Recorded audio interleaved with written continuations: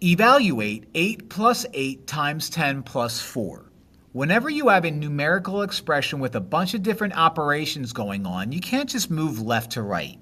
You have to follow the order of operations. And the way I remember the order of operations is a little thing called PEMDAS. Now, PEMDAS stands for do everything inside the parentheses first, then do any exponents. Now, MD means you multiply, divide, left to right. It doesn't mean you always multiply first. And then once you've done all that, you add or subtract left to right, which means you don't always add first. So let's see what we have. Do we have any parentheses? No.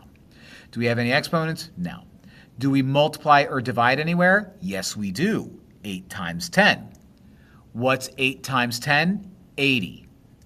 Now, you drop down everything else you didn't do. 8 plus drops down, and plus 4 drops down.